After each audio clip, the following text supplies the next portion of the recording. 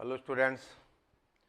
तो बेटा हम बात कर रहे थे डिटरमिनेंट्स की और उसमें हमने बात किया था कि दो डिटरमिनेंट्स को हम मल्टीप्लाई कैसे करते, ठीक है ना। अगर दो डिटरमिनेंट्स सेम ऑर्डर की हों तो हम उनको मल्टीप्लाई कैसे करते, ठीक है। चलो आज बेटा हम इसका रिवर्स देखेंगे, यानी अगर कोई डिटरमिनेंट गिवन हो तो कैसे हम उसको दो डिटरमिनेंट के प्रोडक्ट में एक्सप्रेस कर पाएँ। यानी अगर कोई एक डिटरमिनेंट है तो उसको हम कैसे दो डिटरमिनेंट के प्रोडक्ट में, यानी वह किन दो डिटरमिनेंट का मल्टीप्लिकेशन, यानी मल्टीप्लिकेशन गिवन है तो हमें उसके दो कहा जाए तो सिंपल वे दो फैक्टर निकाल लें, ठीक है ना। ओके, अब देख बेटा आपसे कहा जाए हम बात करें एक नोट की, ठीक है ना। देखिए आपसे कहा जाए राइट डाउन बेटी नोट, हम आपसे कहें consider the determinant consider the determinant, this is, देखो बेटा इसका पहला रो है a1 alpha 1 b1 beta 1, a1 alpha 1 plus b1 beta 1 and then a1 alpha 2, देखो बेटा a1 alpha 2 plus b1 beta 2। और अब हम इसका सेकेंड रो लिखें, that is a2 alpha 1 plus b2 beta 1, ठीक है बेटा b2 बीटा 1। देन आपसे कहा जाए a2 अल्फा 2 यानी a2 alpha 2 plus b2 beta 2।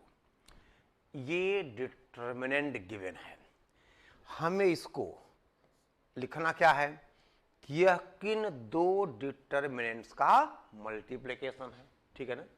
अब दे बेटे आपने कहा था अगर हम रो बाई रो की बात करें तो बेटा a1 पहला डिटरमिनेंट में होगा तो अल्फा 1 दूसरे में होगा, b1 पहले में होगा बीटा 1 दूसरे में, ऐसे करते थे मल्टीप्लिकेशन। यानी अगर ये a1 अल्फा 1 है तो a1 एलिमेंट होगा पहले डिटरमिनेंट में तो अल्फा 1 होगा दूसरे डिटरमिनेंट में।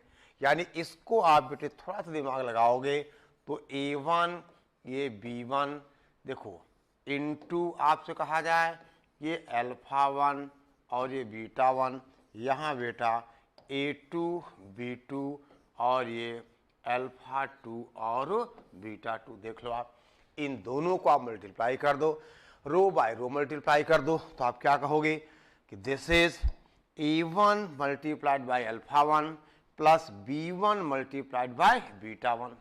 फिर बेटा क्या होगा a1 मल्टीप्लाइड बाय अल्फा 2, ठीक है ना, रो बाय रो।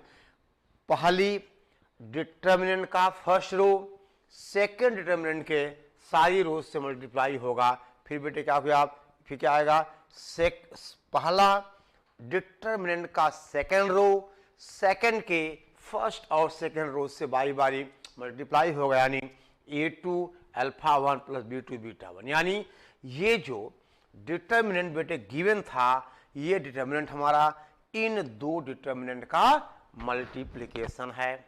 समझ गए। आपको एक बार सोचना होगा, या तो कहानी रो बाय रो, ज़्यादा से ज़्यादा ये बेटा रो बाय कॉलम में सेट हो जाएगा, ठीक है ना। यानी अगर डिटरमिनेंट गिवन हो तो हम उसको किन दो डिटरमिनेंट्स में रिवर्स रिड्यूस कर सकते हैं। अब देखो इसका बेटा एप्लीकेशन कहाँ आएगा, बहुत अच्छे अच्छे क्वेश्चंस में आएगा। अब जैसे हम बात करें एक सवाल की, राइट डाउन, हम बेटा बात करें एक क्वेश्चन की, ठीक है। लिखिए क्वेश्चन है प्रूव दैट द डिटरमिनेंट, ये बेटा a1 alpha 1 plus B1 beta 1, देखो ये बेटा डिटर्मिनेंट है A1 alpha 1 plus B1 beta 1, ये पहला रो का पहला एलिमेंट। A1 अल्फा 2, देखो बेटा A1 alpha 2 plus B1 beta 2, then A1, ठीक है ना, A1 और बेटा ये alpha 3 plus B1 beta 3, A1 alpha 3 plus बेटा ये क्या होगा, दिस इज प्लस B1 और बीटा 3, ठीक है ना। अब बेटा इसका जो सेकंड रो है A2 अल्फा 1, देखो A2 alpha 1 plus B2 beta 1, this is A2 alpha 2 plus B2 beta 2, A2 alpha 3 plus B2 beta 3, then बेटे कितना होगा A3 alpha 1 plus B3 beta 1, A3 alpha 2 B3 beta 2, A3 alpha 3 plus B3 beta 3 is equal to 0। अब दे बेटे अगर इस question को हम property देखें, कुछ भी करें, बहुत कॉम्प्लिकेटेड है, ठीक है ना। अब देखो हम बेटा क्या करें, ध्यान दो आप, इसको हम दो डिटर्मिनेंट के दे बेटा, अब इसका ऑर्डर 3 है तो दोनों डिटर्मिनेंट 3 ऑर्डर की होंगी। पहली बात, इन देखो इस डिटर्मिनेंट का ऑर्डर 3 है तो ये डिटर्मिनेंट जिन दो डिटर्मिनेंट्स में ब्रेक होगी बेटे उसका भी ऑर्डर क्या होगा, 3 ही होगा। तो आप ये देखो, अब बेटे इसको हम रो बाय रो देखें, या चलो इसको बेटा हम अगर रो बाय कॉलम भी देखें तो कोई दिक्कत नहीं, ठीक है ना। A1 अल्फा 1 B1 अल्फा 2, ठीक है बेटा, A1 alpha 1 plus B1 beta 1, ठीक है ना।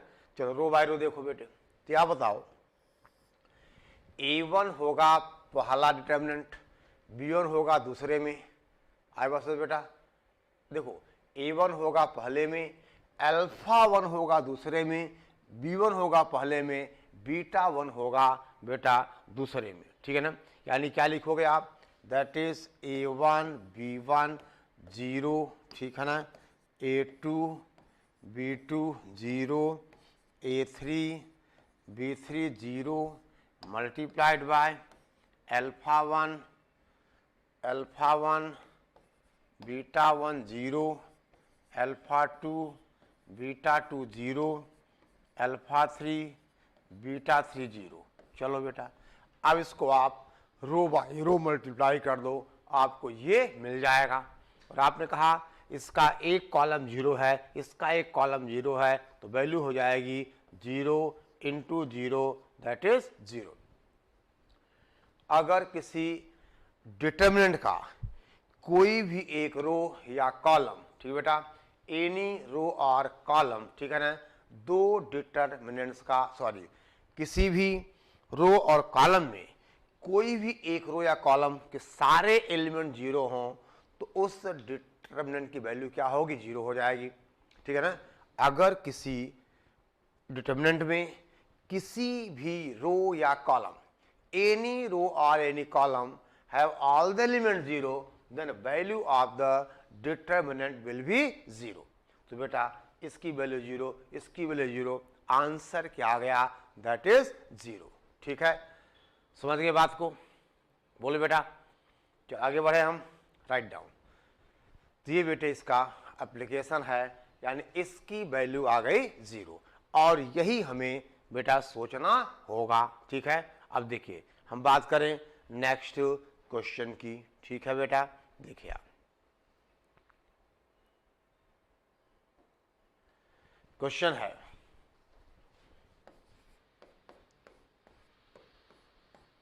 prove that the determinant cos a minus p, दे बेटा ये क्या होगा, ये होगा cos A minus P cos बेटा A minus Q, this is cos A minus Q, और ये होगा कॉस ए माइनस आर, ठीक है ना।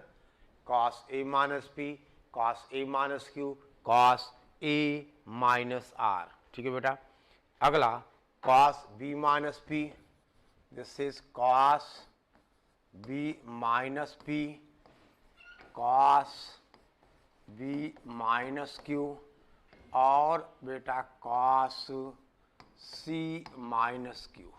देन हम आपसे कहें कॉस, नहीं ये बेटा यहाँ पे ध्यान देना, ये बी ही आएगा, यानी कॉस डी माइनस ये आर है बेटा, this is cos B minus R, ठीक है ना। देन बेटे cos C minus P into cos C, sorry into नहीं, कॉस सी माइनस क्यू, और थर्ड एलिमेंट है कॉस सी माइनस आर। इसको बेटा हमें जीरो दिखाना है, ठीक है ना। अब देख बेटा, हम यहाँ पे बेटा यूज हम यही करेंगे, ठीक है ना।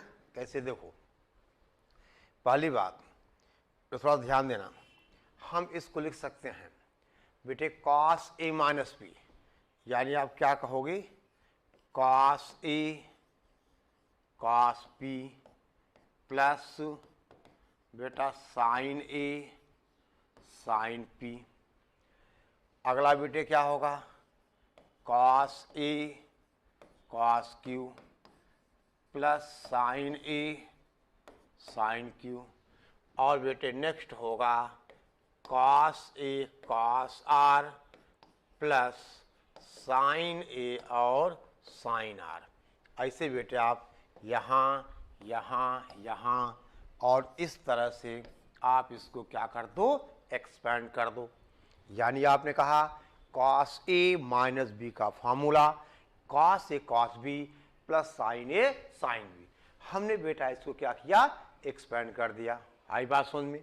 तो अब देखिए, देखो बेटा जो डिटर्मिनेंट गिवन है जिसको हमें जीरो दिखाना है उसका ऑर्डर 3 है, तो हम इसको जिन दो डिटर्मिनेंट से ब्रेक करेंगे बेटा उनका ऑर्डर कितना होगा 3 होगा।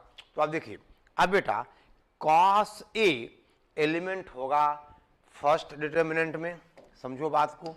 देखिए कॉस ए फर्स्ट में होगा तो कॉस पी सेकेंड में होगा, फिर साइन ए फर्स्ट में होगा साइन पी सेकेंड में होगा। आई बात समझ में, साइन पी बेटे कहाँ होगा सेकेंड में होगा। यानी अब हम चाहें तो इसको बेटा हम इसको बेटे दो डिटर्मिनेंट्स के, एक सेकेंड बेटे, यानी अब इसको लिखा जाएगा, देखो बेटा पहला जो डिटर्मिनेंट आएगा that is cos A sine A 0, समझो बात को बेटा कॉस ए साइन ए 0। फिर बेटा अगला क्या होगा cos B sine B 0, then cos C sine C 0, और इनटू बेटा यहाँ क्या आ जाएगा कॉस, देखो कॉस ए फिर साइन वाला आया था ना कॉस ए, ठीक है बेटे, ये हो गया कॉस पी साइन पी, यानी हम आपसे कहें कॉस पी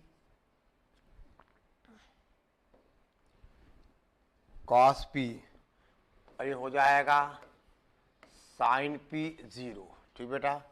फिर कॉस क्यू साइन क्यू और 0, कॉस आर साइन आर 0।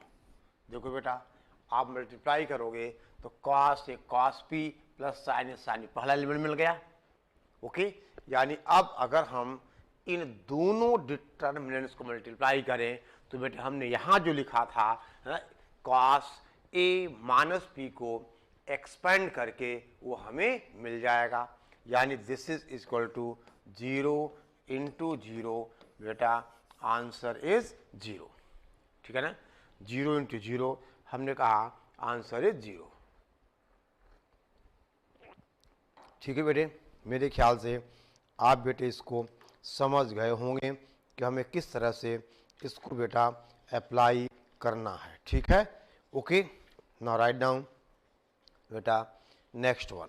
देखिए आप, आपसे कहा जाए, लिखो बेटा, हम आपसे कहें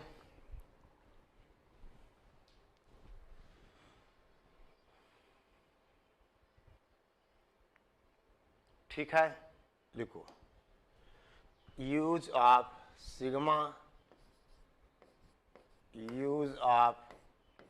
सिग्मा नोटेशन इन डिटर्मिनेंट्स,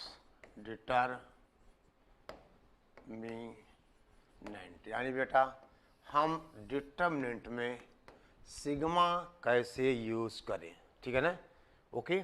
अब आपसे कहा जाए कि मान लो बेटा इफ डेल्टा आर, यानी एक डिटर्मिनेंट है, आर यहाँ वेरिएबल है, दैट इज दिस इज, हम आपसे कहें पहला रो है F of R, this is F of R, G R और H R, that is A1 B1 C1 A2 B2 C2। दे बेटे यहाँ पर वेरिएबल आर है, समझ गए बात को, यानी ये आर। अब देखिए, अब अगर हमें इस डिटर्मिनेंट को सम करना हो, समेशन करना हो, सिग्मा अप्लाई करना हो, देन बेटे इसका मतलब sigma R runs from 1 to n, जो डेल्टा आर होगा 1 to n। बेटा हम बात करें डेल्टा आर की, ये कितना हो जाएगा, डिटर्मिनेंट देखो summation R runs from 1 to n F R, फिर बेटा summation R runs from 1 to n, ये कितना हुआ जी आर, और then summation R run from 1 to n और एच आर, और this is A1 B1 C1, ये बेटा A2 B2 C2। देखिए ये एप्लीकेबल तभी है जब बेटा किसी भी एक रो या कॉलम में वेरिएबल हो। अगर देखो मान लो यहाँ फंक्शन आर का था, इस रो में भी आर का फंक्शन होता तो फिर ये रूल एप्लीकेबल नहीं है। फिर क्या करते, आप डिटर्मिनेंट को एक्सपेंड कर लेते, आर का फंक्शन मिलता, उसके बाद आप उसको सम अप करते। ठीक है ना, यानी बेटा ये एप्लीकेबल तभी है जब आपको पता हो, ठीक है ना, कि किसी एक रो या किसी एक कॉलम में, यही काम बेटा कॉलम में भी हो सकता है, क्योंकि आपको पता है कि रोज और कॉलम्स को इंटरचेंज करने पर value of the determinant does not change. ठीक है, एक बार फिर देखो बेटा, ये एप्लीकेबल तभी है जब आपने कहा एक ही रो में, यानी केवल फर्स्ट रो में ही बेटा क्या है, आर है। ठीक है ना, अगर इनमें भी आर होता तो फिर ये रूल एप्लीकेबल नहीं था।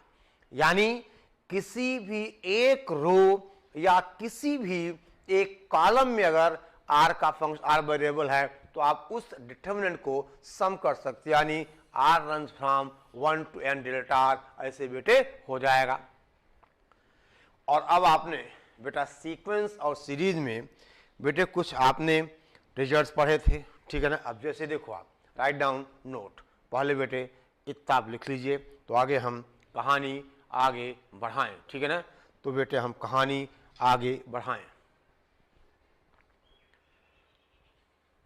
देखो अब यही मान लो F R G R H R column में होते तो वही रूल आ जाता, कॉलम में आ जाता। ठीक है ना, ओके, ठीक है बेटा, चलो राइट डाउन नोट।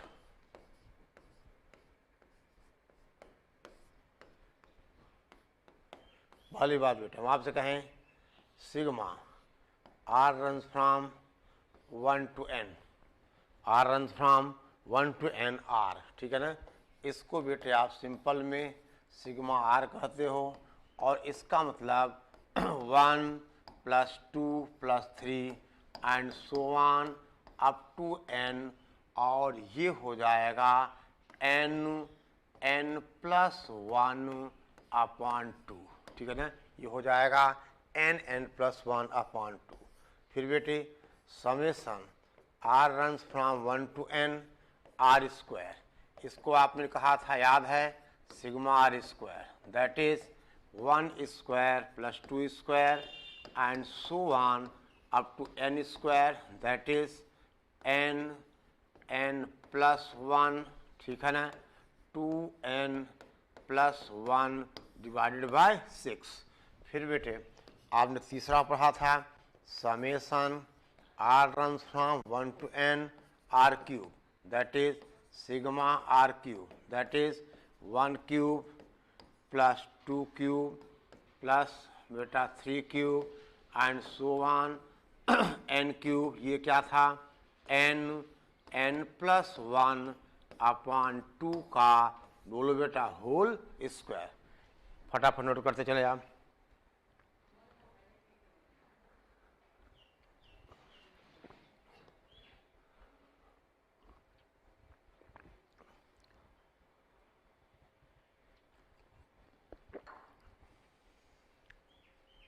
ठीक है। फिर बेटे आपने कहा अगर ऐसा हो, हम आपसे कहें summation r run from 1 to n a, summation r run from 1 to n a, इसका मतलब बेटा आपने कहा था सिग्मा a, ठीक है ना। इसका मतलब sigma a, that is a + a कहाँ तक बेटा, up to n times, that is n × a, ठीक है ना। ये बेटा आपको पता है, जल्दी करो बेटे, नोट करो आप, ठीक है ना। ओके, ध्यान दो बेटा। फिर बेटे आपने 1-2 सीरीज पढ़ी थी बेटा ट्रिग्नोमेट्री में, अगर आपको याद हो तो, ठीक है ना। देखो कैसे आपसे कहें, देख बेटा आपसे कहा जाए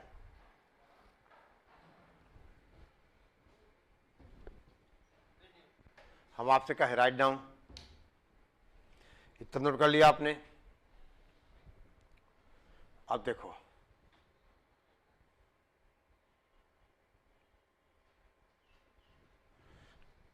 बेटे 5वीं बात है, आपने पढ़ा था sine alpha plus sine alpha plus beta plus sine alpha plus 2 beta and so on बेटे कहाँ तक, साइन, ठीक है ना, अल्फा प्लस n-1 बीटा, ठीक है ना। याद आया किसी को, साइन n β/2 क्या लिखा था आपने, याद है, this is sine n β/2 upon sine β/2, ठीक बेटा, इनटू साइन का अल्फा प्लस, देखो इनटू बेटे साइन, देखिए अल्फा प्लस n-1 β/2, ये था बेटा n-1 β/2, ठीक है ना। देखो ध्यान देना, ये था बेटा, this is sine alpha plus n-1 β/2, ऐसा बेटे, ठीक है। और देखिए अगर यही भी बेटा अल्फा = बीटा हो जाए, ठीक है ना, अगर यहीं पे हम आपसे कहें कि मान लो इन पर्टिकुलर, जिसका यूज हम कर सकते हैं, इन पर्टिकुलर अल्फा = बीटा = थीटा हो, तो इसी को आप कहोगे summation r runs from 1 to n और साइन r थीटा, यानी साइन आर थीटा, यानी बेटे sine theta plus sign 2 theta plus sign 3 theta वगैरह वगैरह। अब यहाँ बेटे क्या हो जाएगा बोलो, यानी sine N theta by 2 that is sine N theta upon 2 upon sine theta upon 2 into sine, देखो अल्फा थीटा है बीटा भी थीटा है, ये कितना आ जाएगा sine N plus 1 by 2 theta, यानी that is sine N plus 1 plus theta upon 2। कोई नई बात नहीं है, यहीं पे आप बीटा और अल्फा दोनों की जगह आप थीटा कर दो, ये कितना आ गया बेटा, यहाँ 2 theta plus N theta minus theta, यानी N common N plus 1 theta by 2। ठीक है, यानी अगर हमें कहीं ऐसा सम करना होगा कि साइन का थीटा प्लस साइन का 2 theta plus sign 3 theta plus sign 4 theta and so on, तो इसकी वैल्यू ये आ जाएगी। ठीक है बेटे, सिमिलरली हमने एक रिजल्ट बेटा कॉस में भी लिखा था, अगर आपको याद हो तो, ठीक है ना। देखो कोई बात नहीं, हम लिखते हैं बेटे, यानी 6th वन, पहले आप इतना नोट कर लीजिए तो हम बात करें बेटे 6th की। ठीक है ना, कैसे देखो ध्यान दे आप, देखो इसको आप समेशन दे सकते हो, ये क्या लिखा जाएगा, इसको लिख सकते हो R run from 1 to n sine of alpha plus R minus 1 beta, ऐसे लिख सकते हो बेटे इसको। ठीक है ना, चलो अब देखिए आप ध्यान दो। सिमिलरली अगर हम बात करें बेटे कॉस की, यानी आपने कहा था cos alpha plus cos alpha plus beta plus cos alpha plus 2 beta and so on, बेटे कहाँ तक कॉस एंड सो ऑन, देखो ठीक है, कहाँ तक cos alpha plus N minus 1 beta, this is equal to, याद है किसी को, sine N beta upon 2 upon sine beta upon 2 into cos alpha plus N minus 1 beta upon 2। ये था बेटा cos alpha plus N minus 1, ठीक है ना, बीटा अपॉन 2। और यही भी बेटे इन पर्टिकुलर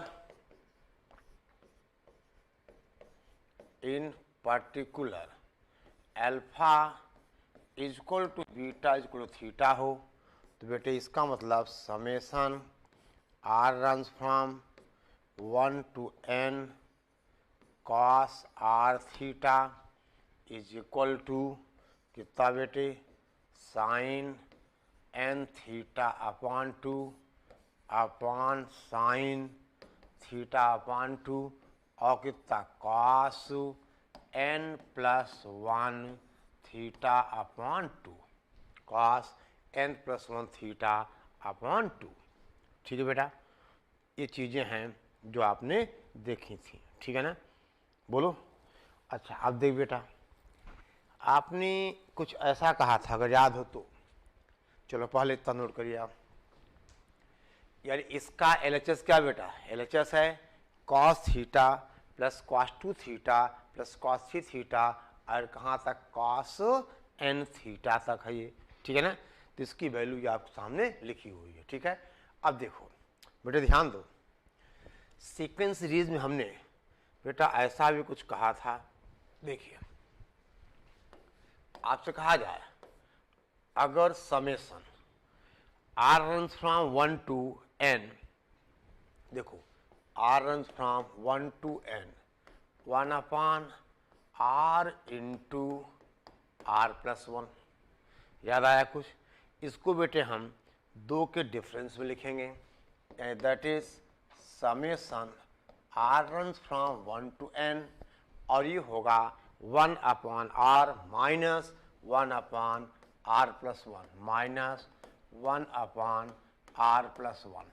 और अब आप आर की वैल्यू पुट करोगे कैंसिल होते जाएंगे, एक बचता और लास्ट वाला बचता, यानी इसका आंसर था बेटा that is this is equal to 1/1 minus 1/n+1, और ये सॉल्व होके आया था n/n+1।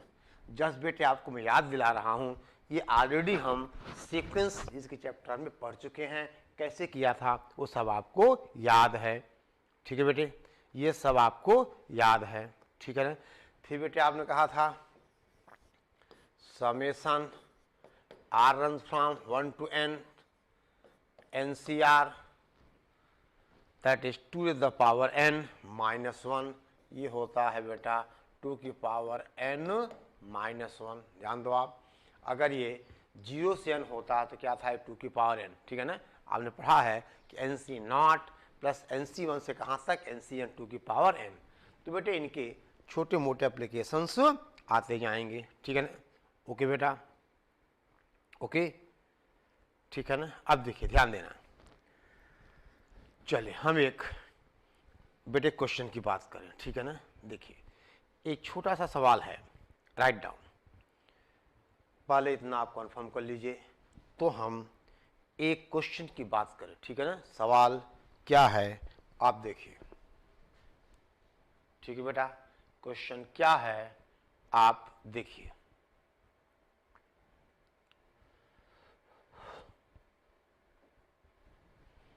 क्वेश्चन है बेटे, देखिए हम आपसे कहें right down, let n be a positive integer, let n is a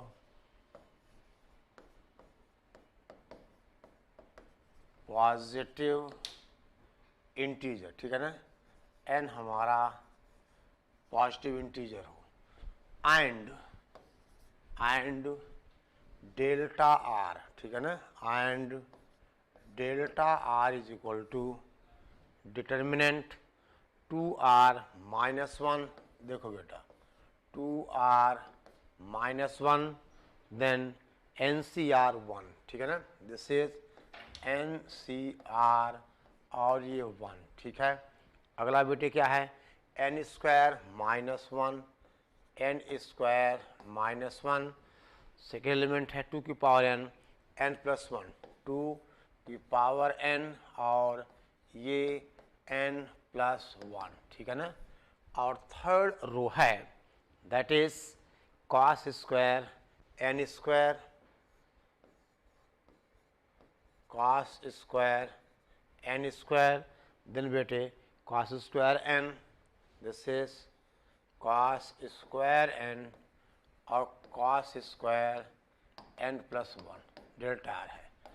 then बेटे प्रूव दैट कि summation r runs from 0 to n delta r क्या होगा 0।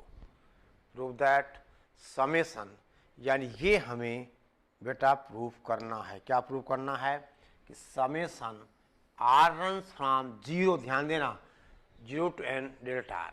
देख बेटा इस डिटर्मिनेंट केवल बेटा फर्स्ट रो में ही r है, यानी अगर ऐसा है तो हम क्या लिख सकते हैं that is summation r runs from 0 to n और बेटा डेल्टा r हो जाएगा, देखो that is the summation r runs from 0 to n, this is 2r -1, ठीक है बेटे, और this is summation r runs from 0 to n और कितना ये NCR, और summation r runs from 0 to n और ये बेटा 1, बाकी दो एज इट इज रहेगा, n² -1 ये 2 की पावर n और ये बेटा n+1, और तीसरा रो है that is cos² of n², cos² n और cos² n+1। समझ गए बेटा, कोई दिक्कत? देखो यहाँ पे ये r रन फ्रॉम बेटा क्या है ये 0 है, ठीक है ना। चलो यानी अब बेटा डिटर्मिनेंट का रोल खत्म हो गया, अब समेशन ऑफ सीरीज का रोल है, यानी बेटे ऐसे क्वेश्चन जेई में कई बार पूछे गए हैं। रीजन क्या है, दो पर्पस सॉल्व होते हैं, एक तो डिटर्मिनेंट का, दूसरा समेशन ऑफ सीरीज का। अब करना क्या आपको, अब बेटा हमें ध्यान दो, आप इसका सम निकालना है, इसका सम तो 2 की पावर n ही होता है, और बेटे हमें इसका सम निकालना है। यानी कुल मिला के हम देखें कि summation r runs from 0 to n 2r-1 कितना होगा, ठीक है ना, 2r-1 बेटे कितना होगा, ठीक है ना, ये है n² - 1, ठीक है बेटा। देखो ये है n² - 1, ठीक है। चलो अब देखो, तो हमें क्या निकालना, देखिए इसका सेकंड और थर्ड रो तो एज इट इज है, वैल्यू इसकी 0 प्रूव करनी है। यानी बेटा अब हमें चाहिए क्या, देखो आप, अब हमें चाहिए, देखिए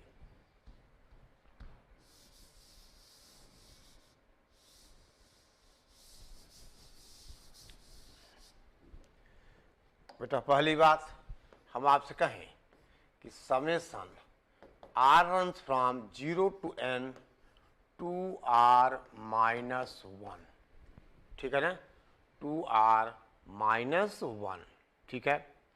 ये बेटे कितना होगा, इसको लिख सकते हो आप, 2 बाहर आ गया, summation r runs from 0 to nr minus summation r runs from 0 to कितना बेटा 1।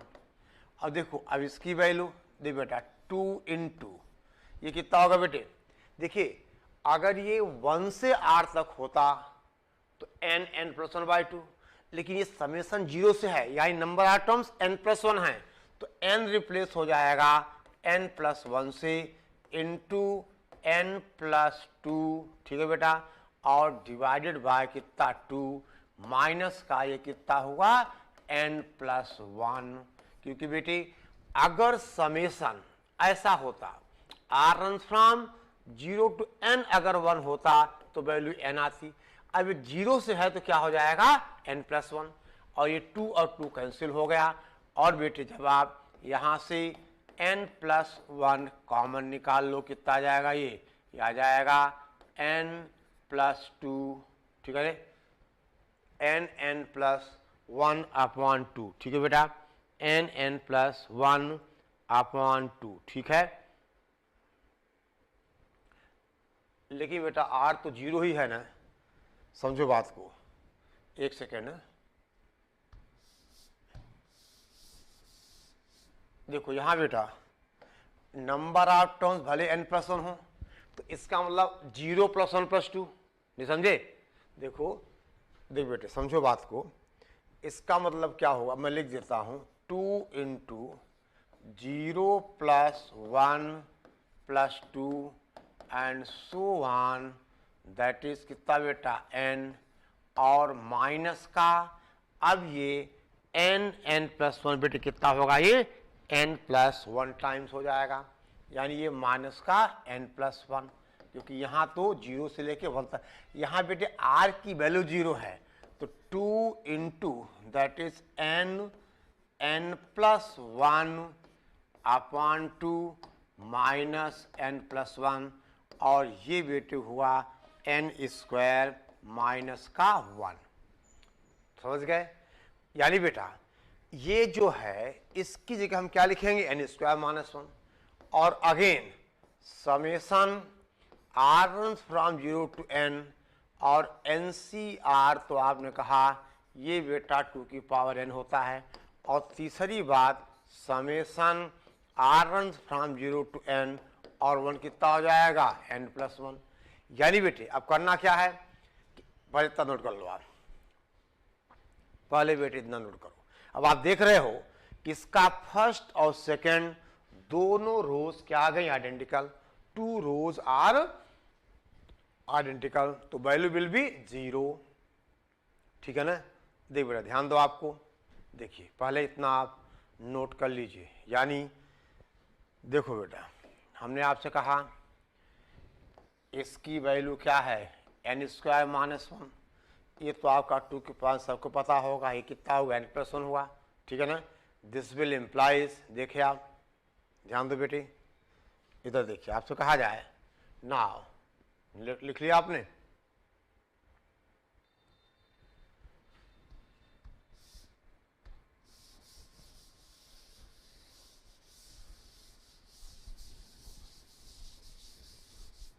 यानी बेटा this will implies summation r runs from 0 to n delta r is equal to determinant, कितना आ गया बोलो, n स्क्वायर -1 2 की power n n+1 that is n square -1, ये बेटा 2 की पावर n, ये n+1, देन हम आपसे कहें cos स्क्वायर n स्क्वायर, बेटा cos स्क्वायर n और cos स्क्वायर n+1, और आपने कहा 2 रोज आर आइडेंटिकल, वैल्यू इज 0।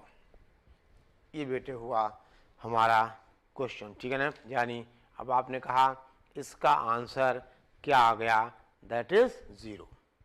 आई बात समझ में, ठीक है बेटे।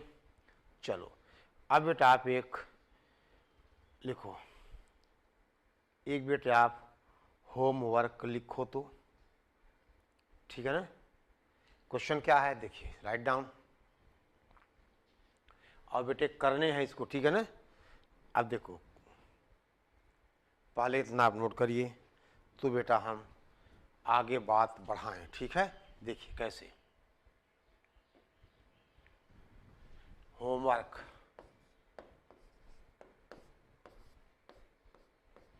बेटे होमवर्क देना इसलिए है जिससे आप लाइव क्लास में आपका इंटरेस्ट बने, वरना आप आते नहीं हो, ठीक है ना। राइट डाउन, सवाल है बेटे, let n be a positive integer, let n be a positive integer and, ठीक बेटा, positive integer and delta r is equal to, and delta r is equal to r square plus r, ठीक है बेटा, r+1 r-2 r square plus r r+1, ठीक है बेटे, r-2 r-2, second row है 2r square plus 3r-1 2r square plus 3r-1, then बेटे 3r-3, ये है 3r और ये 3r-3, ठीक है बेटा, then r square plus 2r प्लस 3 r स्क्वायर प्लस 2r प्लस 3, ठीक है, 2r-1 2r-1, ये क्या बेटा 2r-1 और ये एलिमेंट है 2r-1। अब आपसे कहा जाए if summation r runs from 1 to n delta r runs from 1 to n delta r is equal to an square plus bn plus c। तो बेटे क्वेश्चन है then find a b c, दे बेटे then find a b c, ठीक है। ये बेटा 2r-1 ही है, ठीक है ना। चलिए अब देखो बेटे इस क्वेश्चन में, ठीक है ना बेटा, ध्यान देना, इस क्वेश्चन में सारे रो कॉलम में r है, तो आप वो तरीका आप नहीं दे सकते सबका हम समेशन कर दें, ऐसा नहीं। यानी हमें इस डिटर्मिनेंट को पहले क्या होगा बेटे एक्सपेंड करना पड़ेगा, आई बात समझ में। यानी हम कुछ प्रॉपर्टी लगाएं, देखो प्रॉपर्टी क्या लगा दें, देख बेटा r1 r3 को अगर सम किया जाए तो कुछ जुगाड़ मिल रहा है। देखो ये r1 है और ये R3 है, सम करोगे तो 2R स्क्वायर 3R ये कैंसिल हो जाएगा। यानी एक हिंट आपको देता हूं मैं, आप लिखिए R2 गोज टू, देखिए R2 goes to R2 minus बोलो R1 प्लस R3। चलो बेटा इसको आप अप्लाई करो तो आपको बेटे 2 जीरो मिल जाएंगे रे। यहां देखो, यहां तो और मजेदार चीज है, देखो R1 प्लस R3 कितना आएगा, अरे 2 कितना 3R आएगा, माइनस यहाँ जीरो आ जाएगा। यहां देखो बेटा R2 R3R हुआ और माइनस, अरे बोलो, यानी यहां दोनों पे क्या मिल जाएगा, जीरो मिल जाएगा। आई बात समझ में। उसके बाद बेटा अब इसको एक्सपेंड कर देना, तो अब ये डिटर्मिनेंट एक्सपेंड होके आएगी। यानी मैं आपको बेटा चलो सॉल्व भी हो गया ये, देखो पहले क्या करना, ये ऑपरेशन आप अप्लाई करना, ठीक है ना, कि R2 goes to R2 minus, देख बेटा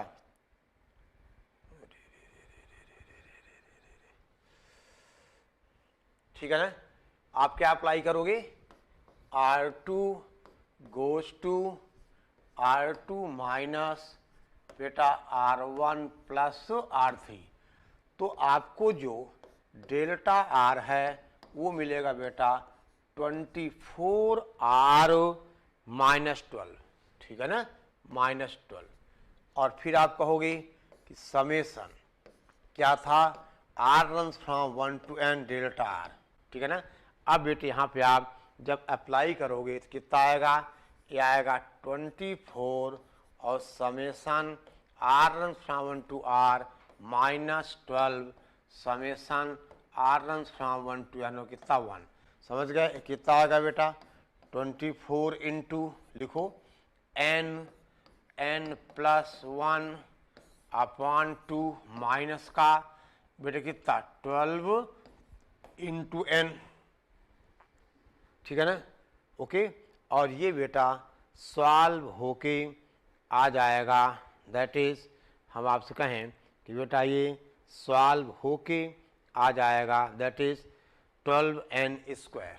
देखो ये 12 कैंसिल हो गया, that is this is 12n square. यानी आपसे कहा जाए 12n square is equal to an square plus bn plus c। यानी बेटा कंपेयर तो a is equal to 12, b is equal to 0, c is equal to 0, ठीक है ना। आई बात समझ बेटा, ओके। चलिए तो हमने पूरा सॉल्व कर दिया। तो बेटे आप एक क्वेश्चन और लिखिए फटाफट, जल्दी करो बेटा, ठीक है ना। ये डेल्टा आर आपको मिल जाएगा, क्यों हमें इसको एक्सपेंड करना पड़ा। हमने कहा था ना बेटा आप पूरा इसको, ठीक है ना, वो प्रॉपर्टी यूज नहीं कर सकते क्योंकि सारे रोज और कॉलम में आर का फंक्शन था, ठीक है। अब देखिए राइट डाउन क्वेश्चन बेटे, लिखिए इफ डेल्टा के इज इक्वल टू, देखो बेटा इफ डेल्टा के इज इक्वल टू डिटर्मिनेंट, पहला कॉलम है 1 2 के माइनस 1, पहला कॉलम है 1 2 के माइनस 1, ठीक है। फिर बेटा n square n plus 1 n square plus n plus 1, और अगला है n square, this is n square. फिर बेटा क्या थर्ड कॉलम है, that is n square plus n square plus n and then n square plus n plus 1, ठीक है ना। देखिए बेटा समझो बात को, n स्क्वायर प्लस कितना है बेटे n है, ये डिटर्मिनेंट है, ठीक है ना, डेल्टा के। आपसे कहा जाए if summation k runs from 1 to n, summation k runs from 1 to n और delta k is equal to 56, तो बेटा क्वेश्चन है फाइंड n कितना आएगा, तो आपको n की वैल्यू निकालनी है, ठीक है, ओके। ये बेटे आपका रहा होमवर्क, ठीक है। अब आप फटाफट इसको सॉल्व करिए और आगे की बात हम बेटा नेक्स्ट लेक्चर में करेंगे, ठीक है, राइट डाउन।